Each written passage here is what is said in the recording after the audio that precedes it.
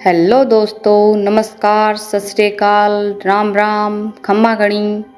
कैसे हो आप सब? उम्मीद करती हूँ आप सब अपनी ज़िंदगी में मस्त होंगे, स्वस्थ होंगे और अपना ख्याल रख रहे होंगे।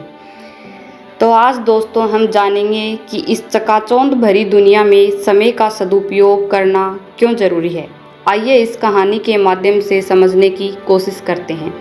एक समय की बात है, एक छोटे से शहर में दो मित्र रहते थे, अंकित और विकास।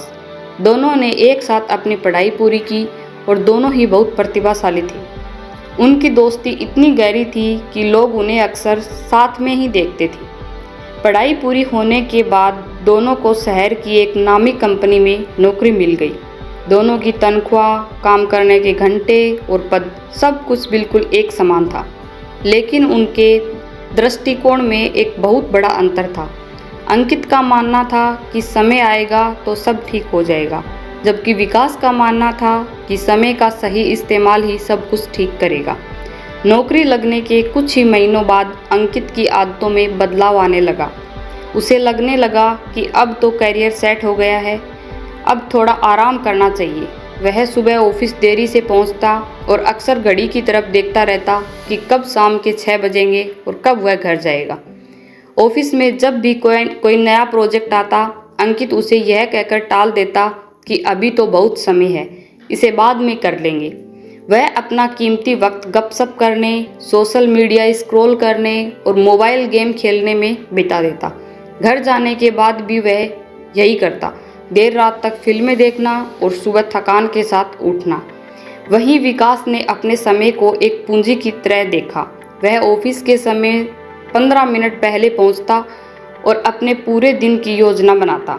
जब ऑफिस के अन्य कर्मचारी कैंटीन में बैठकर घंटों चाय पर चर्चा करते, तब विकास लाइब्रेरी में बैठकर नई तकनीकों के बारे में पढ़ता या अपने सीनियर अधिकारियों से काम की बारीकियां सीखता। विकास ने नियम बनाया था कि वह हर दिन ऑफिस के बाद 2 घंटे अपनी स्किल बढ़ाने पर देगा। उसने एक विदेशी भाषा सीखी और डेटा एनालिसिस का कोर्स भी शुरू किया। घर पर भी वह समय का पाबंद था। वह समय पर सोता, समय पर जागता और सुबह व्यायाम के लिए वक्त निकालता। विकास कहता था, समय रुकता नहीं है, अगर आज मैंने इसे नहीं पकड़ा तो कल यह मुझे पीछे छोड़ देगा। देखते ही देखते 5 साल बीत गए। समय दोनों के लिए बराबर गुजरा था, लेकिन परिणाम चौंकाने वाले थे। एक दिन कंपनी में एक बहुत बड़े विदेशी प्रोजेक्ट के लिए डायरेक्टर के पद के लिए चयन होना था। अंकित को पूरा भरोसा था कि वह पुराना कर्मचारी है, इसलिए उससे पदोन्नति मिलेगी। लेकिन जब परिणामों की घोषणा हुई तो विकास को डायरेक्टर नियुक्त किया गया और उसकी सैलरी अंकित से 5 गुना ज़्यादा कर दी गई। अंकित को यह बात सहन नहीं हुई। वह गुस्से से कंपनी के मालिक के पास गया और बोला, सर, यह अन्याय है। हम दोनों ने एक साथ शुरुआत की थी। मैं भी उतने ही घंटे काम करता था जितना विकास करता था, फिर उससे इतनी बड़ी तरक्की और मुझे क्यों नहीं? मालिक ने मुस्कुराते हुए कहा अंकित से, अंकित, तुम गलत कह रहे हो। तुम दोनों ने एक साथ शुरुआत जरूर की थी, लेकिन तुम दोनों ने एक जैसा समय नहीं बिताया। तुमने पिछले 5 सालों में केवल अपनी उपस्थिति दर्ज करवाई, जबकि विकास ने उन 5 सालों को जिया और खुद को बेहतर बनाया है।